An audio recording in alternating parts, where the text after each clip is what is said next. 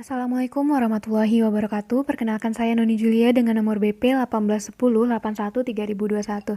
Nah, di sini saya akan menjelaskan materi tentang perbandingan pendekatan sosiologi dan ekonomi tentang pasar. Di sini yang pertama adalah konsep aktor. Analisis ekonomi bertitik tolak belakang pada ekonomi itu sendiri. Nah, fokus pendekatannya adalah individu. Nah, pendekatan individu dalam ekonomi berakar dari utilitarianisme Inggris dan ekonomi politik laissez-faire ala Skotlandia Inggris. Nah, utilitarianisme mengasumsikan bahwa individu adalah makhluk yang rasional, senantiasa menghitung dan membuat pilihan yang dapat memperbesar kesenangan pribadi atau keuntungan pribadi, dan mengurangi penderitaan atau menekan biaya. Dalam perspektif ini, manusia dilihat sebagai makhluk yang selalu memperhitungkan soal untung rugi, cost-benefit ratio. Seperti ini, bila aku untung, aku lakukan. Bila aku rugi, aku tinggalkan. Nah, ekonomi politik Inggris dibangun atas prinsip laissez-faire, laissez-passer, yaitu biarkan individu mengatur dirinya, biarkan hal yang baik masuk. Artinya, biarkan individu mengatur dirinya karena individu tahu apa yang dimau. Oleh sebab itu, jangan ada kontrol negara atau intervensi negara. Diperlukan agar kebebasan individu dengan rasionalitasnya untuk mengejar keuntungan pribadinya tetap terjaga.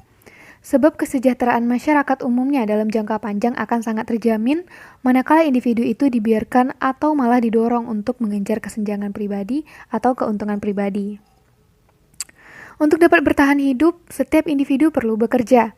Individu sendirilah yang lebih mengetahui dibandingkan dengan orang lain. Hal ini dikarenakan individu lebih mengetahui tentang dirinya sendiri dari sisi kemampuan. Misalnya, seseorang lebih cocok bekerja sebagai pedagang emas dibandingkan jadi seorang pengacara, meskipun ia sarjana hukum. Namun berdasarkan pertimbangan rasionalnya seperti kemampuan finansial, pengetahuan, jaringan, dan dukungan yang kebanyakan sebagai pedagang emas adalah pilihan rasional dan tepat. Itu contohnya. Nah, dari contoh di atas, dalam mengejar kepentingan dan kesenangan pribadi mereka sebagai individu, diasumsikan menyumbangkan peningkatan kesejahteraan masyarakat umumnya. Begitulah cara ekonomi klasik memandang aktor. Scamter menganggap penjelasan ekonomi mengenai pasar ini disebut sebagai individualisme metodologis. Nah, sedangkan sosiologi ini memusatkan perhatian pada kelompok, institusi, dan juga masyarakat. Tindakan aktor yang menjadi perhatian sosiologi adalah tindakan aktor yang berkaitan dengan seperti apa yang telah dikemukakan oleh Max Weber, yaitu tindakan aktor yang dinyatakan sebagai tindakan sosial sejauh tindakan tersebut diarahkan kepada orang lain dan memperhatikan tingkah laku dari individunya dengan tujuan tertentu. Oleh sebab itu ditegaskan kembali bahwa aktor dalam sosiologi tidak bisa dilihat sebagai individu itu sendiri seperti yang dipahami oleh ekonomi, tetapi individu yang dihubungkan atau dikaitkan dengan individu lainnya, baik individu sebagai orang perorangan yang berinteraksi satu sama lain atau individu dalam kelompok. Sekian penjelasan dari saya, terima kasih.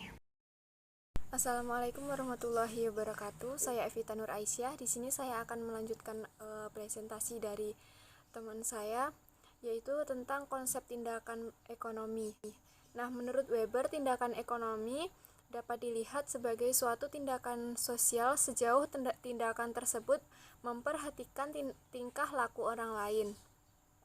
Memberi perhatian ini dilakukan secara sosial dalam berbagai cara seperti memperhatikan orang lain, saling bertukar pandang, berbincang dengan mereka, dan berpikir tentang mereka atau memberi senyum pada mereka.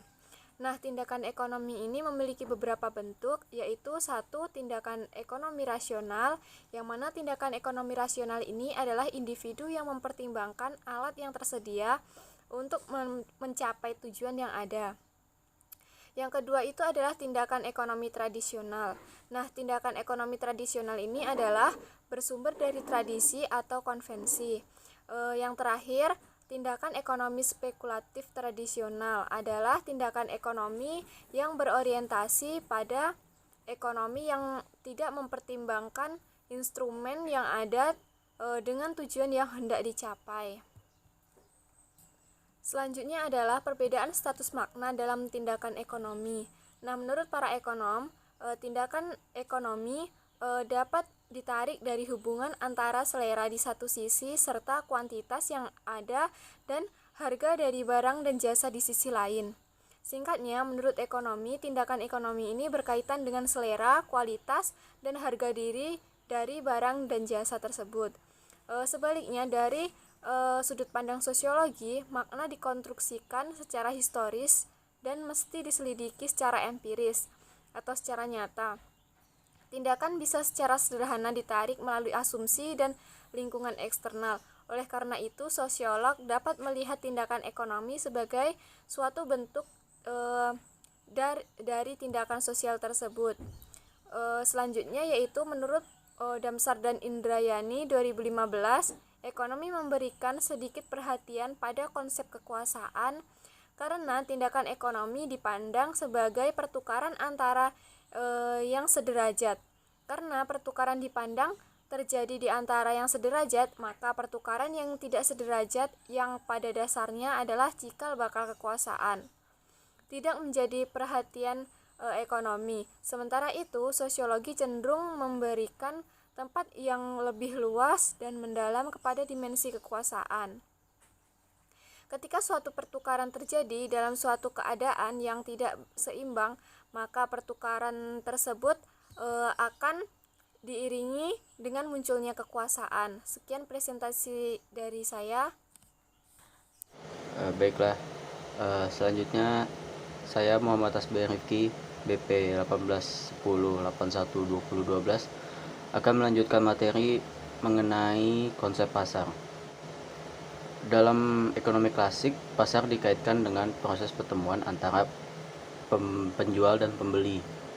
Berbeda dengan ekonomi, sosiologi melihat pasar tidak hanya sebagai masalah mekanisme pembentukan harga dan pengelolaan waktu dan ruang dari pasar, tapi juga sebagai suatu kompleksitas sosial, yaitu pasar sebagai suatu aspek ekonomi berjalin dengan aspek kehidupan lainnya seperti aspek budaya, sosial, ekologi, politik, agama, dan aspek hukum dalam membentuk kehidupan secara keseluruhan. Dalam sosiologi, pasar dapat juga dilihat sebagai suatu struktur yang padat dengan jaringan sosial atau yang penuh dengan konflik dan persaingan. Assalamualaikum warahmatullahi wabarakatuh. Perkenalkan, nama saya Mauleni Alganisa, BP 181081101. Di sini saya akan mencoba menjelaskan materi mengenai tujuan analisis pasar dilihat dari sudut ekonomi dan juga dilihat dari sudut sosiologi. Nah, yang pertama, jika dilihat dari sudut ekonomi, tujuan analisis pasar ini lebih cenderung melakukan prediksi dan eksplanasi dan sangat sedikit membuat deskripsi. Nah, maksudnya di sini bahwa dalam analisis ekonomi lebih cenderung melakukan ramalan tentang masa depan dengan membentangkan kemungkinan kecenderungan yang akan terjadi serta menjelaskan hubungan dan pengaruh antar variabel. Yang kedua, jika dilihat dari sudut sosiologi, tujuan analisis pasar ini lebih diarahkan kepada deskripsi dan eksplanasi dan sangat jarang melakukan suatu prediksi. Dengan kata lain, dalam analisis sosiologi ini lebih menekankan pada kedalaman suatu fenomena secara kualitas apa yang ada di balik kenyataan dan melihat tembus terhadap realitas yang ada. Nah, mungkin segitu materi yang dapat saya sampaikan. Assalamualaikum warahmatullahi wabarakatuh. Saya akan melanjutkan materi selanjutnya. Penerapan metode untuk memenuhi tujuan analisis ekonomi yang konstruksi prediksi, maka metode yang sesuai dengan itu adalah metode yang ditujukan untuk penerapan hipotesis dan penggunaan model-model dalam bentuk matematik. Oleh sebab itu, konsekuensi logis dan pemakaian model matematik adalah para ekonom sering menggunakan data resmi yang dikenal dengan data sekunder dan tidak mempunyai data sendiri.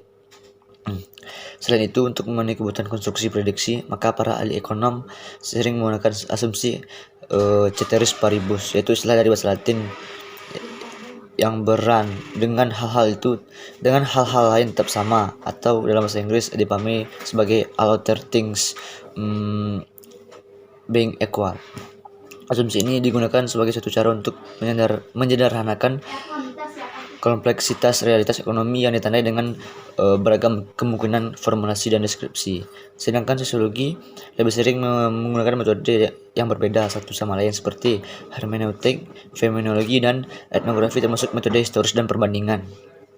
Para sosiologi lebih sering mencari data sendiri di lapangan. Para sosiologi sering melihat fenomena ekonomi berkelindan dengan fenomena aspek kehidupan lainnya seperti aspek budaya, politik, agama, dan sosial. Kesemua itu dipandang secara holistik. Baiklah, saya akan melanjutkan penjelasan materi mengenai pandangan ekonom tentang pasar. Menurut Bernard Barber dan Douglas North pada tahun 1977, ia ingin melakukan studi tentang pasar. Ia mencoba mencari literatur ekonom tentang pasar, dan hasilnya mengagetkan karena literatur yang dia cari jumlahnya sangat sedikit dan diskusi tentang pasar tidak ditemukan. Selanjutnya terdapat satu bab penuh tentang pasar, yaitu bab on market dalam Principles of Economics, ditulis Alfred Marshall pada tahun 1890. Dia tidak mendiskusikan secara mendalam tentang pasar sebagai institusi yang memiliki perangkat sendiri, tetapi lebih kepada diskusi tentang permintaan, penawaran, dan nilai, dan juga menjelaskan 5 faktor yang penting dalam memahami pasar, yaitu ruang, waktu, pengaturan formal, pengaturan informal, dan keakraban antara pembeli dan penjual. Sedangkan menurut Chamberlain dalam Theory of Monopolistic Competition menjelaskan bagaimana pasar berlangsung. Ia menekankan pada diferensiasi produk dan pasar melalui paten, merek dagang, reputasi, dan penjual, dan kesuksesan. Dari kubu Austria melihat pasar sebagai proses yang terdesentralisasi aktor pasar yang memperhatikan tindakan aktor lain dalam teori permainan atau game teori. Baiklah, itulah penjelasan materi dari saya akan kembalikan kepada moderator.